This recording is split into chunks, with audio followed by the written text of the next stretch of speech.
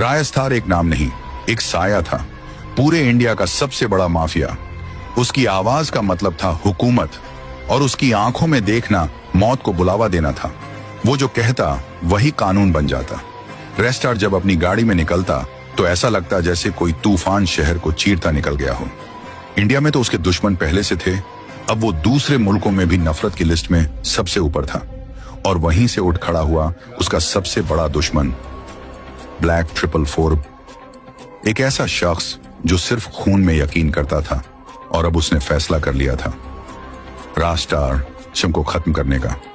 Black 444 अपनी फौज तैयार कर रहा था।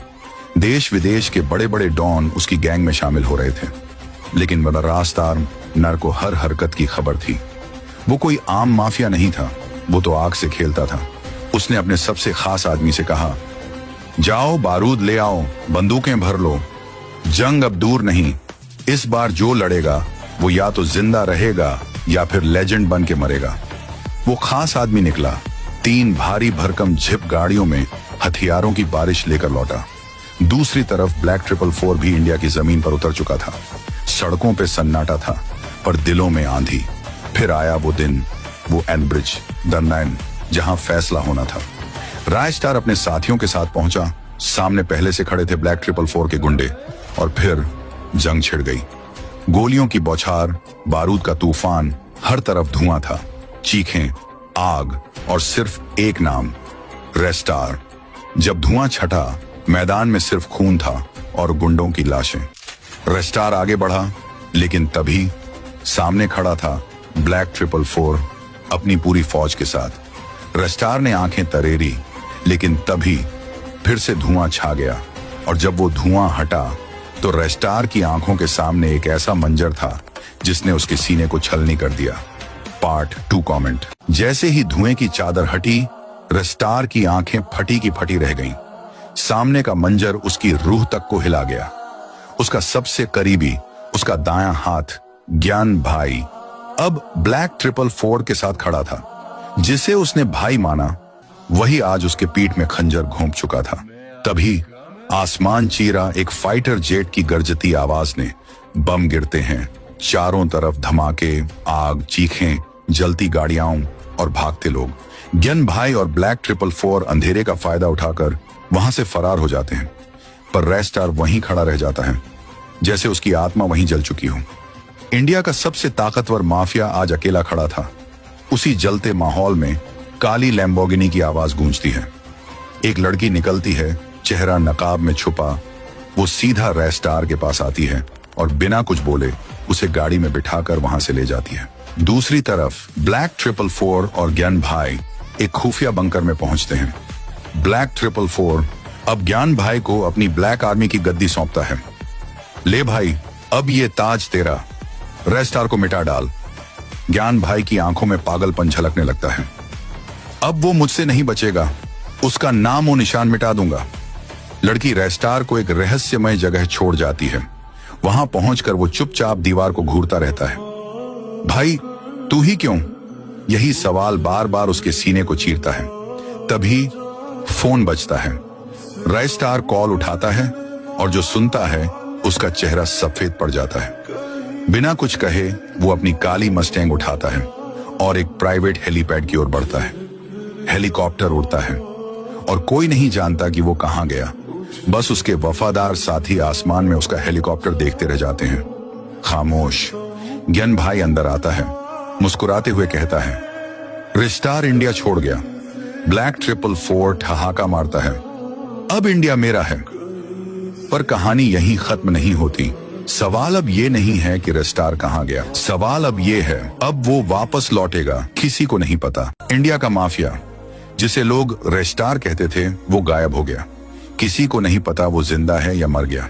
मगर उसके जाने के बाद हिंदुस्तान की गद्दी खाली नहीं रही।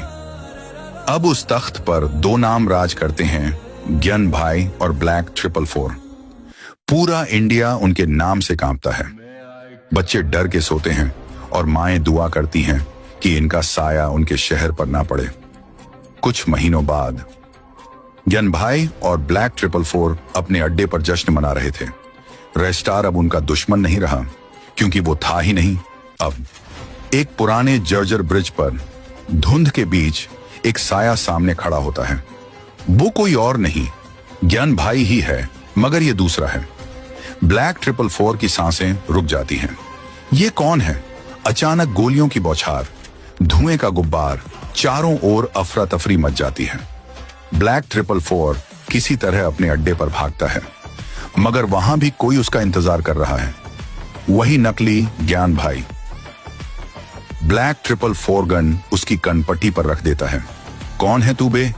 वो शख्स मुस्कुराता है और कहता है, जिसे तुमने ज्ञान भाई के पास भेजा था उसे मारने, वो मैं था। मगर वहां जो हुआ वो युद्ध नहीं, नरक था।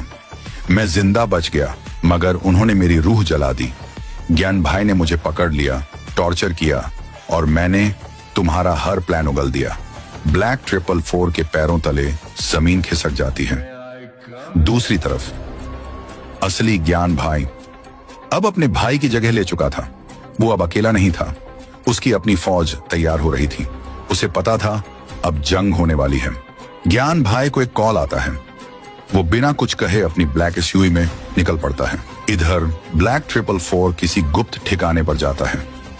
वहां उसे एक बूढ़ा पर खतरनाक आदमी मिलता है, जिसके पास है एक ऐसा हथियार जो पूरे शहर को खाक कर सकता है। तभी अचानक ज्ञान भाई के काफिले पर हमला हो जाता है।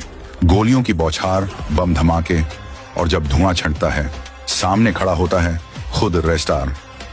ज्ञान भाई घुटनों के बल गिर जाता है, खून से लथपथ। रेस्टार की आंखों में सिर्फ आग है और बदले की प्यास। अब सवाल ये है, क्या रेस्टार पहचान पाएगा ज्ञान भाई को?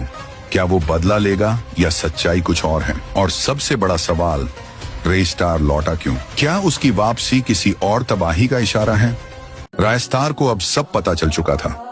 ब्लैक 444 ही वो नाम था जिसने चालें चली, झूठ बोया और आखिरकार दो सगे भाइयों को एक दूसरे से जुदा कर दिया।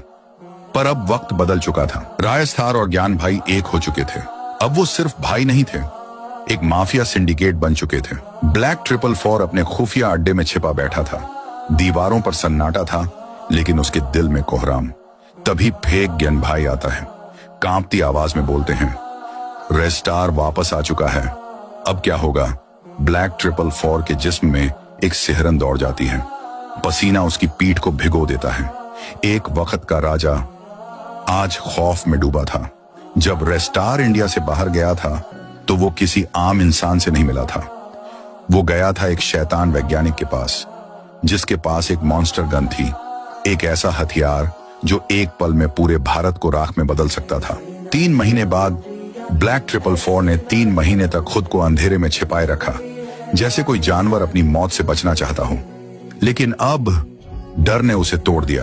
उसने फैसला किया, इंडिया छोड़ दूंगा, रेस्टार का साया मुझे जीने नहीं देगा। वो अपनी काली गाड़ी में बैठता है और चुपचाप निकल पड़ता है। रास्ते में उसका डर कांप रहा होता है। हर मोड़ पर मौत दिखती है। इधर रेस्टार अपनी माफिया आर्मी के साथ खड़ा होता है।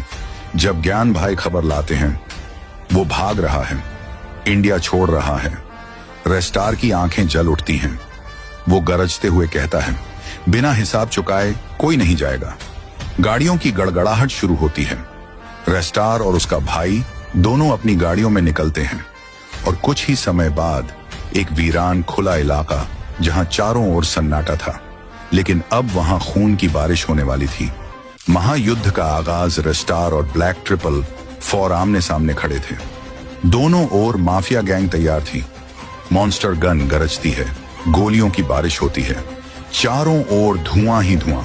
जमीन कांप उठती है। चीखें, गोलियां, विस्फोट सब एक साथ गूंजते हैं। धुआं छंटता है।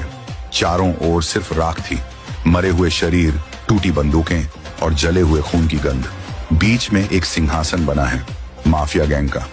उस पर रेस्टार बैठा है, खून से सना हुआ, लेकिन आंखों में जीत की ज्वाला। ब्लैक 444 उसके सामने घुटनों पर पड़ा है।